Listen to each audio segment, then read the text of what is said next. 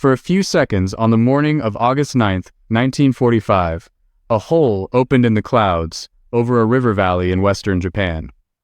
It was not a large hole, and it lasted about as long as it takes to read this sentence.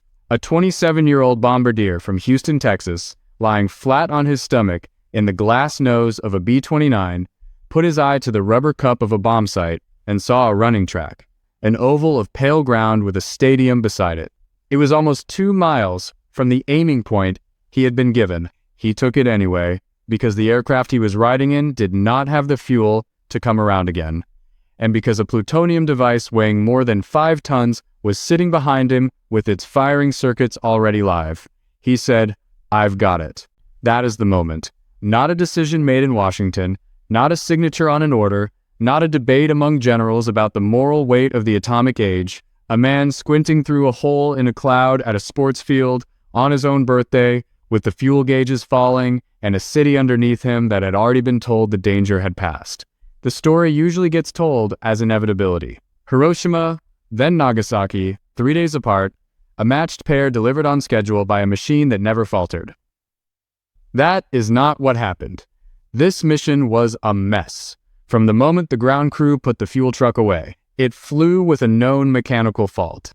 It wasted 3/4 of an hour waiting for an aircraft that never arrived. It made 3 bomb runs over a city it never hit, took flak, watched fighters climbing toward it, and then turned toward a target the planners themselves had called a poor fit for the weapon. Welcome back. This channel is about the machinery of war, the fuel loads and the fuse settings, and the decisions men make when the plan has already fallen apart.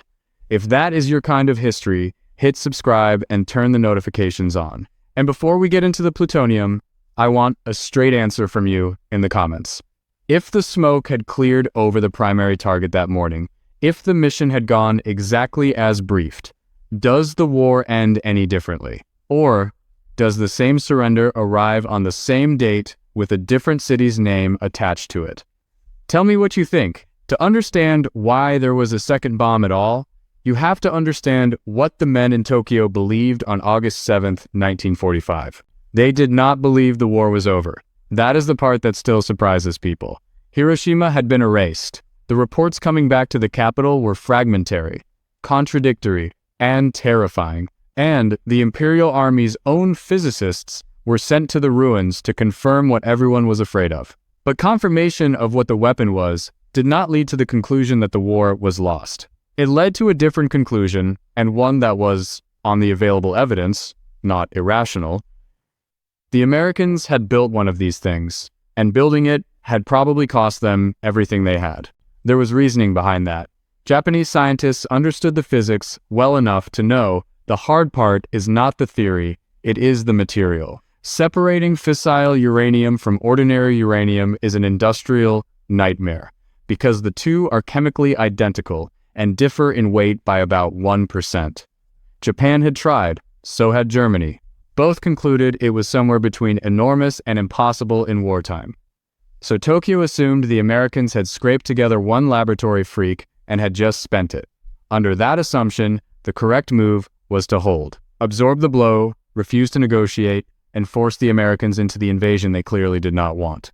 That was not stubbornness for its own sake. It was the whole of Japanese strategy by the summer of 1945, and it had a name. Ketsugo, the decisive operation. Japan had lost the ability to win in any conventional sense around the middle of 1944, when the submarine campaign began strangling the shipping lanes, and the fall of the Marianas put the home islands inside bomber range. The general staff knew it. What they were playing for was not victory, but terms. Make the invasion expensive enough, turn the beaches of Kyushu into a place where American divisions bled out by the tens of thousands, and Washington might settle for a negotiated peace instead of unconditional surrender. Keep the emperor, keep the army, keep the leadership out of a courtroom, and they had worked out where the Americans would come. Japanese planners looked at the same maps, applied the same logic about beach gradients and airfield sites and fighter range, and arrived at almost exactly the right answer, southern Kyushu, which is precisely where Operation Olympic was scheduled to land in November. So they filled Kyushu up.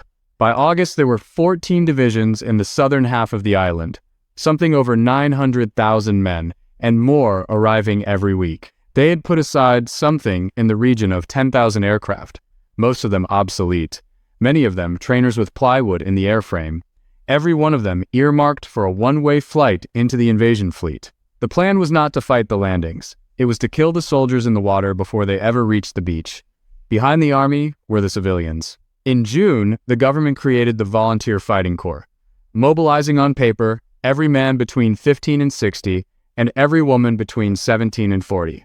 There were not rifles for them. In the training footage that survives, there is drill with sharpened bamboo, women in work trousers being taught the angle at which to drive a spear into a man's abdomen. The American estimates for downfall, the two-phase invasion of the home islands, were bad in every direction. They varied wildly depending on who was doing the arithmetic, running from tens of thousands of American dead into the hundreds of thousands, with total casualties approaching 1 million in the grimmer models. Some were probably too high. Some, given what was actually waiting on Kyushu, were probably too low. What is not in dispute is what the War Department did with them. It ordered roughly 500,000 Purple Heart medals. They were never used up. That same stock, struck in 1945 for an invasion that never happened, was still being issued to wounded Americans in Korea, in Vietnam, in Iraq, in Afghanistan. Men are walking around today with a medal on the wall that was manufactured for their grandfather's invasion of Japan. That is the clearest single measurement of what everyone expected the autumn of 1945 to look like. That is what the second bomb was built for. And here's the part that rarely gets said plainly. It was not really aimed at a city. It was aimed at an assumption. Hiroshima had already proved that America could destroy a city. The second one existed to prove that America could do it on a schedule, again and again, with no bottom to the stockpile. The target was the arithmetic being done in Tokyo, which brings us to the device itself, because the weapon loaded that night was not the weapon that hit Hiroshima. People say the atomic bomb as if there was one design. There were two, and they had almost nothing in common except the outcome. Little Boy, the Hiroshima weapon, was crude to the point of being embarrassing. Take a mass of enriched uranium too small to sustain a chain reaction. Take a second mass, also too small. Put one at the end of a gun barrel and fire the other into it with an ordinary propellant charge, and at the instant they meet, you have a single mass that is large enough. It was an artillery piece that fired uranium at uranium. Nobody at Los Alamos ever test-fired a complete one before it was used on a city. They were that confident in it. But the mechanism was not the bottleneck. The uranium was. Enriching enough of it for one bomb had consumed the output of an industrial city at Oak Ridge, Tennessee, drawing a startling share of the electrical power of the entire country, and had used thousands of tons of silver borrowed from the treasury because there was not enough copper for the electromagnets. Little Boy had eaten essentially the whole supply. Plutonium was. Element 94, which does not meaningfully exist in nature, could be manufactured in reactors, and the reactors at Hanford and Eastern Washington were already producing it. Plutonium could be scaled. Plutonium meant a production line rather than a one-off. And plutonium came with a problem that nearly wrecked the entire program. Reactor-bred plutonium is contaminated with an isotope that fissions spontaneously.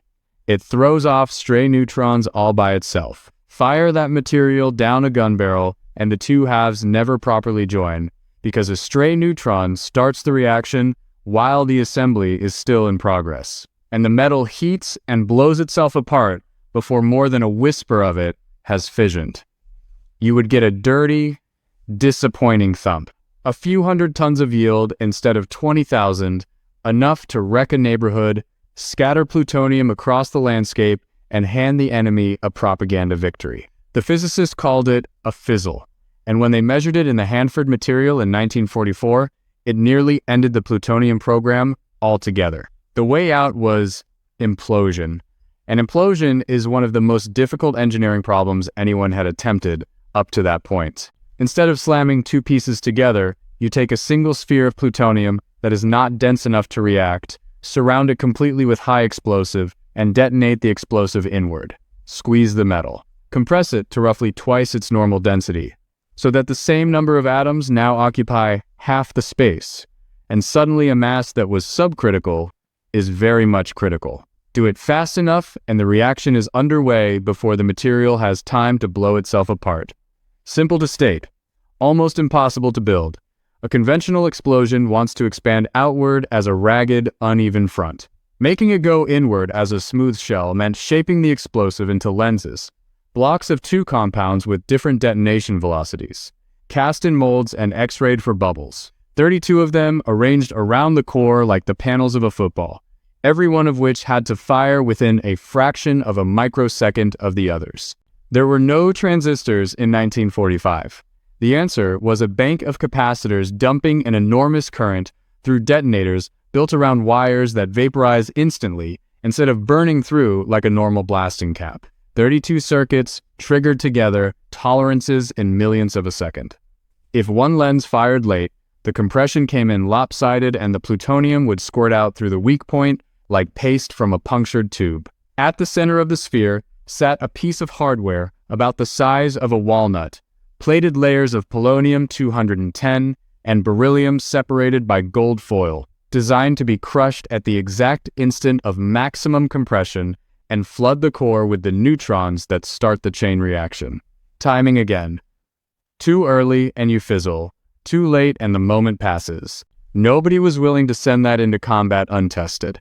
That is why Trinity happened. On July 16th, in the desert of southern New Mexico, a device of exactly this design was put on a steel tower and fired, and the physicists ran a betting pool on the yield, and it came back at around 20 kilotons. The geometry worked. They called it Fat Man, and it looked ridiculous. 10 feet 8 inches long, 5 feet across at the belly, blunt-nosed, with a boxy tail bolted on the back to stop it tumbling. 10,300 pounds, almost all of it casing and explosive and electronics. The plutonium at the heart of it, the entire reason the object existed, was a sphere weighing around 13.5 pounds, small enough to hold in 2 hands and warm to the touch from its own decay. Every part of that assembly had to work in the right order in the space of a few millionths of a second, 30,000 feet over a foreign city, after being flown for 6 hours through weather by an aircraft with a broken fuel pump. Which brings us to the aircraft, and to a fact that people rarely believe the first time they hear it. The Boeing B-29 Superfortress cost the United States more to develop than the atomic bomb did. The Manhattan Project ran to roughly $2 billion. The B-29 program ran to about $3 billion. The bomb was the payload. The bomber was the more expensive miracle. And it was a miracle in the sense that it should not have worked. 99 feet long, 141-foot wingspan, a pressurized crew compartment, at a time when almost every other bomber in the world was an unheated aluminium tube where men froze at altitude. 4 Wright R3350 engines, 2,200 horsepower each, with a temperament that killed people. The magnesium crankcases could catch fire in flight and burn hot enough to cut through a wing spar. Crews watched the cylinder head temperatures the way a nurse watches a heart monitor. The unit that flew this mission was the 509th Composite Group, and if you had been stationed on Tinian in the summer of 1945, you would have hated them. They lived behind their own fence, with their own transport aircraft and their own maintenance section, and they did not fly the missions everyone else flew. While the rest of the Bomber Command went out night after night to burn Japanese cities and came back shot up and short of crew. The 509th sent out 2 or 3 aircraft, dropped 1 bomb, and came home. Other units wrote poems about them. Not friendly ones, they were rehearsing. Those single bombs were called pumpkins, 10,000-pound units built to the exact size, weight, and ballistic behavior of Fat Man, filled with conventional explosive and painted orange. Crews flew them at Japanese cities to practice the whole profile, and above all the escape maneuver, a violent diving turn away from the release point that mathematicians had calculated as the only way a B-29 could survive its own bomb. Those pumpkin missions had a second effect that nobody had entirely planned. They trained the Japanese. Formations of 1, 2, 3 B-29s went over Japanese cities again and again through July and early August, dropped a single bomb, and left. Japanese air defense commanders, sitting on a fuel supply so thin that every sortie had to be justified, learned that small formations were not worth intercepting. They were reconnaissance, or weather flights, or nuisance raids. You did not scramble your last fighters and burn your last aviation spirit for 2 aircraft. The fuel situation had gone past desperate into something close to absurd. The submarine campaign had cut Japan off from the oil of the Dutch East Indies almost entirely, and by 1945, the country was running a national program to distill aviation fuel out of pine roots. School children were sent into the hills to dig up stumps. What came out fouled engines and gave nothing like the performance a high-compression fighter needed. So, the Japanese hoarded. The aircraft that could still fight, the Nakajima Ki-84, the Kawanishi Shidenkai, were held in reserve for the invasion. The radar net was patchy and early warnings still leaned on men with binoculars and telephones. A 2-ship formation at 30,000 feet was background noise. The target list is worth dwelling on, because the choices behind it were made by people who understood exactly what they were choosing. A committee had drawn up candidates in the spring, and the criteria were chilling in their rationality. Military or industrial value, largely undamaged by conventional bombing, so the effect of the new weapon could be measured against a clean baseline. Big enough that the blast would be contained inside the built-up area, so the demonstration would not look small. Kyoto was at the top of that list and fit it almost perfectly. It was removed by Henry Stimson, the Secretary of War, who had been there and knew what it was. The old imperial capital. 1,000 years of temples and accumulated meaning. When the military put it back on, Stimson took it off again, then went to the president to make sure it stayed off. His argument was not sentimental. He said that destroying Kyoto would poison the relationship between the two countries permanently, and that the post-war shape of Asia depended on not doing it. What was left, by the 9th of August, was a short list. Kokura was the primary. Nagasaki was the secondary. Kokura made sense the way Hiroshima had. It sat on the northern tip of Kyushu around the Kokura Arsenal, one of the largest military manufacturing complexes in the empire. Workshops turning out weapons, ammunition, and vehicle parts across a footprint measured in square miles. Nagasaki was a compromise, and the planners said so at the time. It was unquestionably a military target in the industrial sense. It was one of Japan's great shipbuilding ports, and the Mitsubishi presence there was enormous. The Mitsubishi Nagasaki shipyard had built the battleship Musashi. The Mitsubishi Urakami Ordnance Works built torpedoes, and the torpedoes that went into the water at Pearl Harbor had come out of that plant. Steel works, arms works, electrical equipment works, all of it clustered along the waterfront and up the valleys behind it. But the geography was wrong for the weapon, and everybody knew it. Nagasaki is not a city on a plain. It is crammed into narrow valleys between steep ridges, the built-up areas running like fingers up the watercourses. An atomic weapon works through a shock front expanding in every direction at once, and that front needs flat, open ground to do its worst. Ridges absorb it. A bomb over one valley in Nagasaki would flatten that valley and leave the next one standing. Nagasaki had also been bombed conventionally several times already that year, which failed the clean baseline criterion and meant something else besides. The population had grown used to sirens. It was on the list because it was a port full of heavy industry and because everything else had been crossed off. It was the answer to the question, if not Kokura, then where? And nobody expected that question to be asked. Then the schedule moved. The second strike had been penciled in for August 11th. In the first days of the month, the meteorologists on Tinian saw a weather system building over the western Pacific that would ground everything for 5 days, maybe longer. 5 days of silence after Hiroshima. 5 days in which Tokyo could reasonably conclude the Americans had shot their bolt. Denying them that conclusion was the whole point. So the mission moved forward 2 days, and work that should have taken 3 days was compressed into a little over 1. That compression is where everything else came from. Fat Man was buttoned up in a hurry by teams working around the clock. The crew got a midnight briefing and walked straight to their aircraft. And the mission launched into weather the forecasters themselves were unhappy about. There's one more wrinkle, and it gets left out of the documentaries because it complicates the iconography.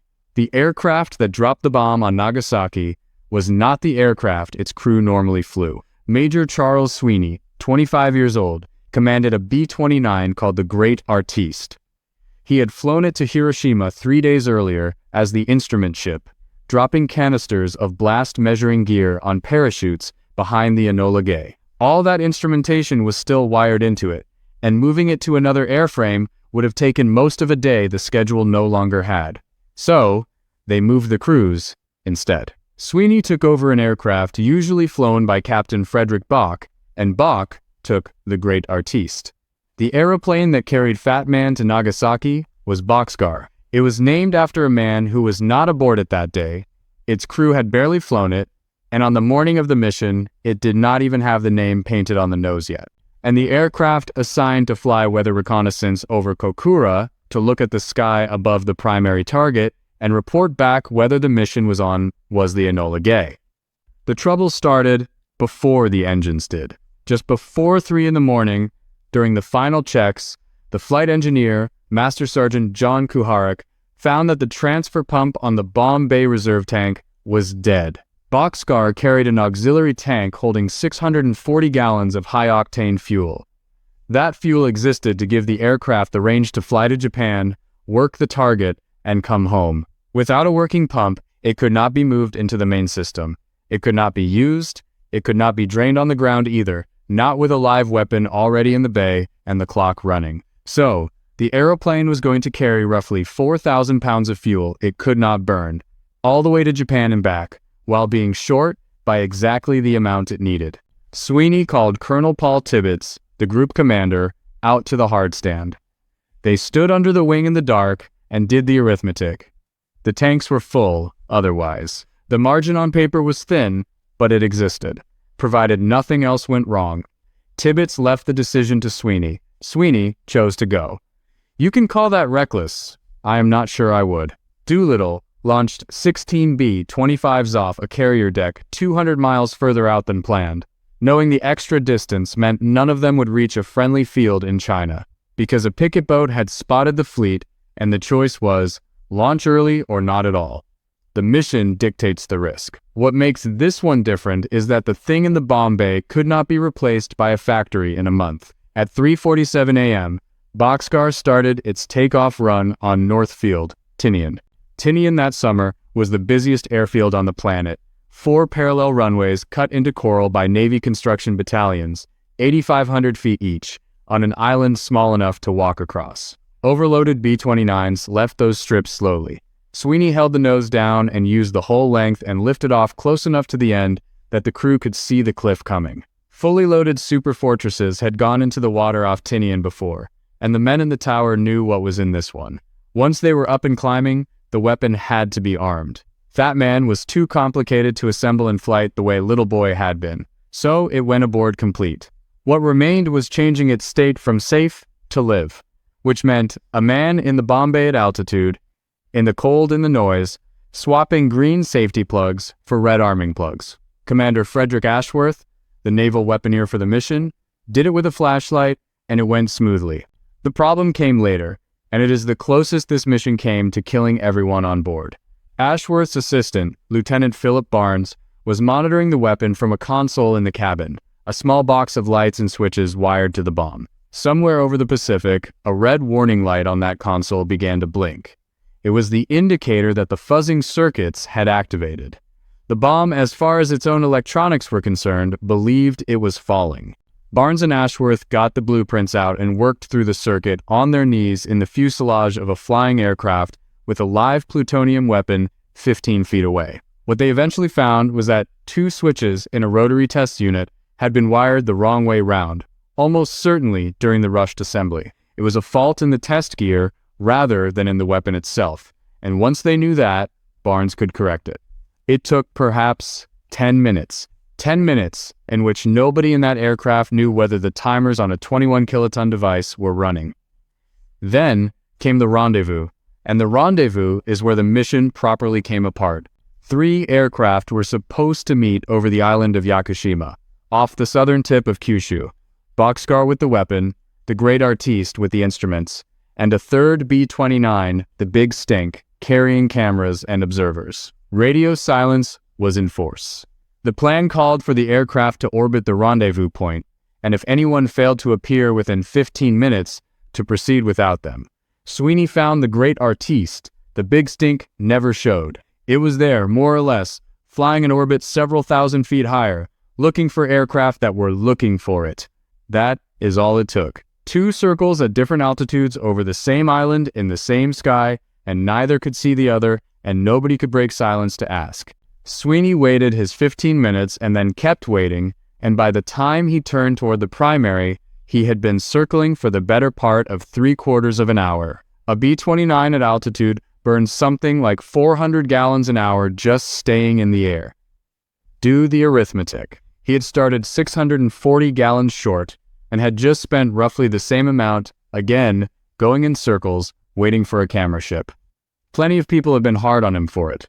He was also flying the most closely documented weapon in history on a mission Washington wanted photographed, and the briefing had made clear the observers mattered. By the time he gave up on them, the fuel that would have taken him home was gone. Kokura, when they reached it, was invisible. The weather aircraft had reported the sky over the primary as workable, and by the letter of the report, it was.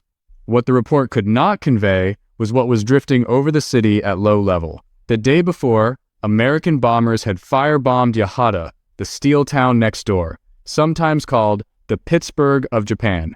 Yahata was still burning. A haze of smoke and industrial murk had been carried across the arsenal, and some accounts add that Japanese workers at a coal tar plant, hearing the alert, deliberately lit off drums to thicken it.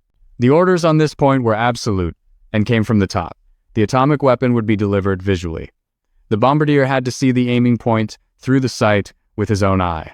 Radar release was forbidden. The reasoning was straightforward. Radar bombing in 1945 was accurate enough for area attacks on a city and nowhere near accurate enough to guarantee that a one-off, irreplaceable weapon landed on the thing it was meant to destroy rather than in a field or a harbor. And a wasted atomic bomb would have been worse than no atomic bomb at all. So Sweeney flew the run. Captain Kermit Bayhan, in the nose, could not find the aiming point. They went round and flew it again from a different heading. Bayhan could not find it. They went round and flew it a 3rd time. On the 3rd run, the flak began to come up, heavy anti-aircraft fire bursting at their altitude and walking closer, and the radio operator picked up Japanese fighter transmissions, and the tail gunner reported aircraft climbing toward them. 50 minutes over a defended target in a straight and level bomber with a nuclear weapon in the bay and the needles falling. There is a phrase in Japanese that came out of this afterward. Kokura no koun. Kokura's luck. A city of 250,000 people that never knew, on the morning it happened, that 3 passes had been made over it and abandoned because of the smoke from a fire in the next town. The people down there heard aircraft. That was all they ever heard.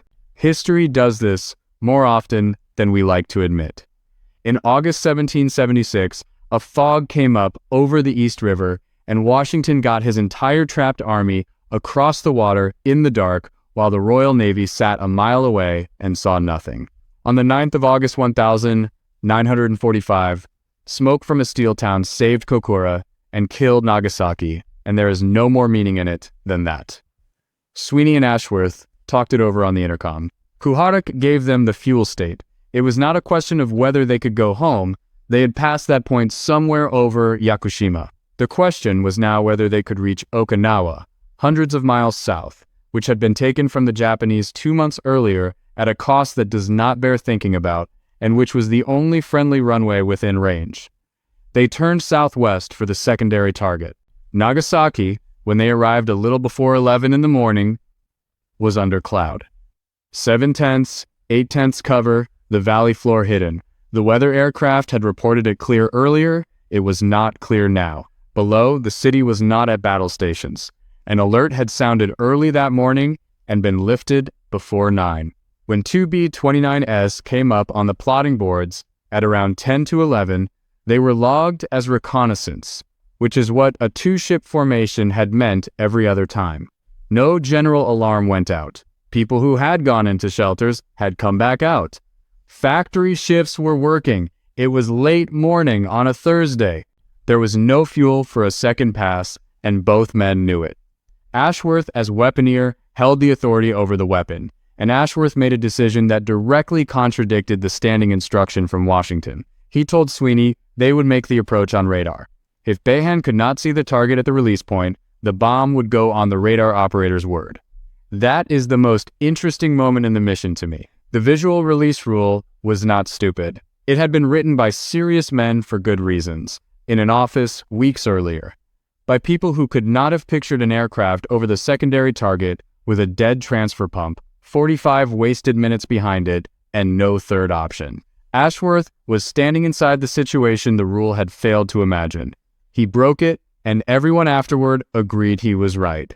The bomb bay doors came open at around 28,000 feet. The radar operator, Sergeant Edward Buckley, called the run. Behan stayed on the site anyway, on the chance, and with somewhere between 20 and 45 seconds left before release, the cloud broke. Behan saw ground. He saw a running track, an athletic field belonging to one of the Mitsubishi works up in the Urakami Valley, roughly 2 miles north-northwest of the aiming point they'd been given, which was down over the city center and the harbor, 2 miles off. He took it, called it, took control of the release, and at 11:01 in the morning local time, the shackles opened and 10,300 pounds of weapon dropped out of the aircraft. Boxcar, 5 tons lighter in an instant, jumped upward. Sweeney rolled it hard into the escape turn, a diving 155-degree bank away from the release point, engines at full power, running for distance. 43 seconds. That was the fall time. 43 seconds, during which the barometric switches inside the casing armed the fuzzing system as the weapon passed through the preset pressure altitude, and 4 radar units in the tail, nicknamed Archies, began bouncing signals off the ground and counting down the distance. It was never meant to touch the Earth. A ground burst digs a crater and throws most of its energy into dirt. An airburst at the right height does something far worse. The shock front travels down, strikes the ground and reflects, and the reflected wave catches up with the expanding original and merges with it into a single reinforced front that sweeps outward across the surface. The physicists call that the Mach stem. It is why the optimum height for maximum destruction is not 0.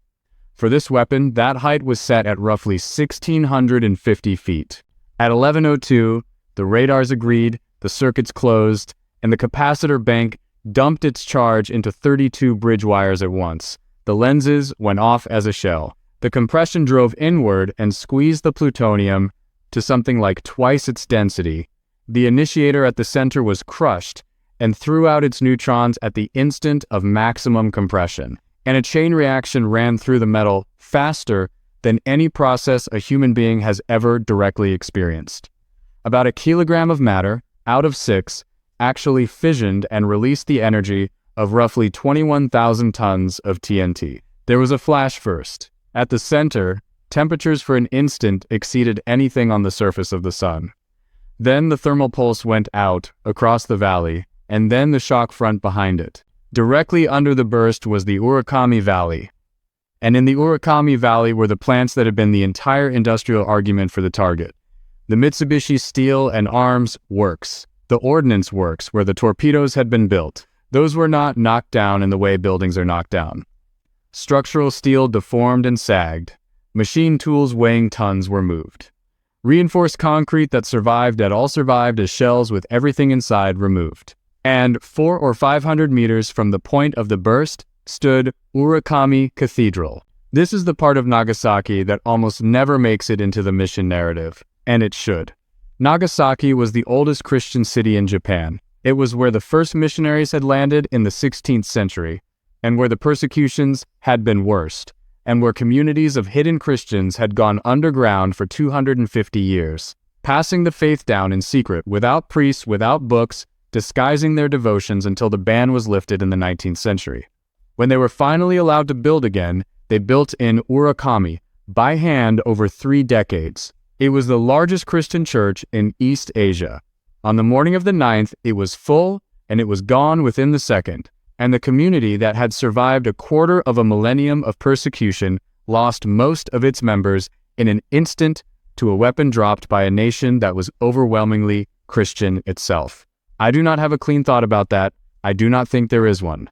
The terrain did what the planners had predicted. The ridges on either side of Urakami trapped the blast, drove the overpressure back down into the valley floor, and made the destruction there absolute, and then shielded most of the rest of the city. The old commercial district survived. Much of the harbor survived. The hills took the wave and held it. It produced one of the strangest asymmetries of the war. Fat Man was substantially more powerful than the Hiroshima weapon, and it killed far fewer people. The immediate toll at Nagasaki is generally put between 35 and 40,000, climbing towards 70,000 by the end of the year as the burns and the radiation sickness took their time. On the flat ground at Hiroshima, a weaker bomb killed roughly twice as many. Geography decided that, not yield. There were Allied prisoners of war in Nagasaki too, in camps attached to the industrial sites. Men captured years earlier in the Philippines and the Dutch East Indies, who had been worked as slave labor. Some of them died under their own side's bomb. Above it all, Boxcar was still running. The first shock wave caught the aircraft and threw it. A second, the reflected wave, hit moments later. The crew, looking back, watched a column of smoke and dust climb past their own altitude and keep going, boiling upward towards 60,000 feet. Then, Sweeney had to land it.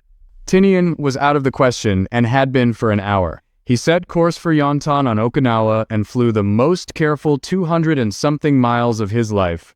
Throttles back. Mixture lean to the edge of roughness, descending in a shallow glide, trading height for distance. When Okinawa came up, the radio calls to the tower went unanswered. The field was busy and nobody was expecting them.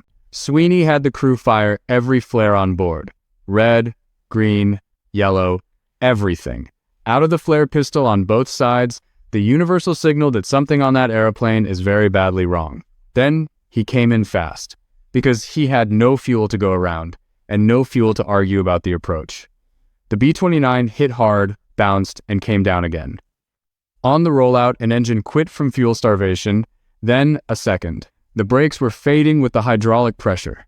He reversed the props on what he had left and hauled the aircraft to a stop with the parked aircraft at the end of the field, close enough to count. When the ground crew checked the tanks, there was essentially nothing in them. The reserve fuel was still sitting in the Bombay tank, unusable, where it had been since 3 o'clock that morning. It was Kermit Bayhan's 27th birthday. The crew found that out on the ground and made a joke of it, the way crews do. Then came the paperwork, because there is always paperwork. Strike reports, fuel logs, a debrief transcript, and eventually a line in a personnel file that gave no hint of any of it. That is how most of the war got recorded. A man came home, said very little, and left behind a discharge paper, a unit designation, a couple of photographs with nothing written on the back. If that describes a box in your family's house, I wrote a guide for exactly that problem. It is called Find Your Grandfather's War, and it walks you through turning a name and a few objects into an actual service record. The link is in the description if you want it. While Boxcar was cooling on that runway, the Japanese cabinet was already in session, and the bomb was not the only thing on the table.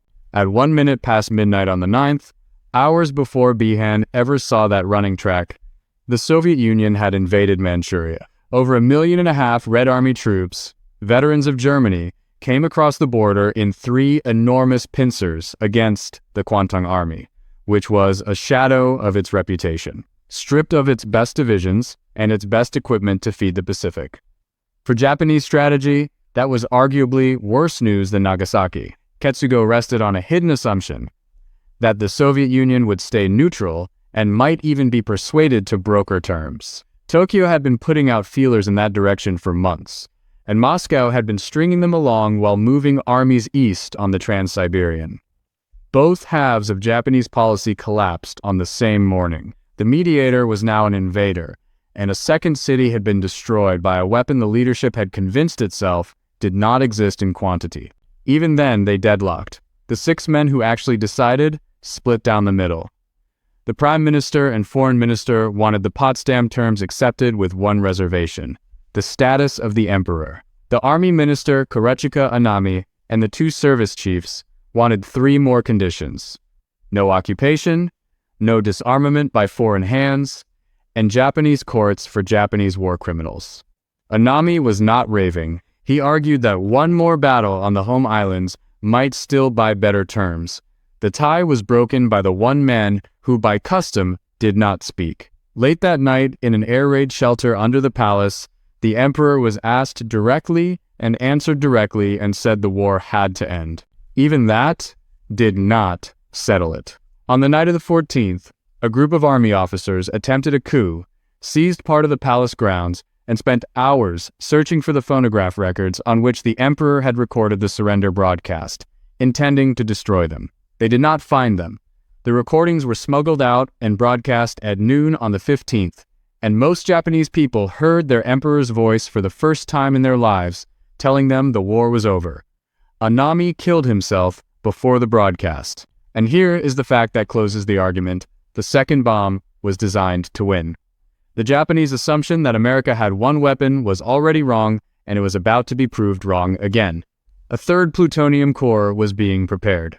Groves expected it, available for shipment within days, and deliverable over Japan around the 17th or 18th of August.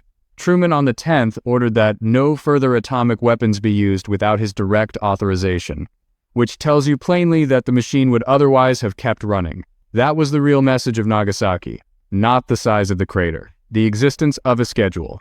What came out of it was the rest of the century. Once 2 of these had been used, every general staff on Earth understood that a war between industrial powers could be settled in an afternoon, and the whole logic of the Cold War follows from that in a straight line.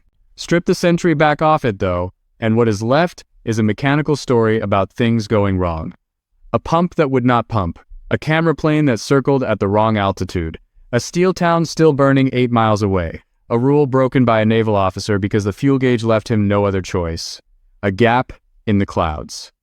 200,000 people in Kokura who never knew, and tens of thousands in Nagasaki who had been told the all clear. So tell me in the comments, which of those you think actually decided it?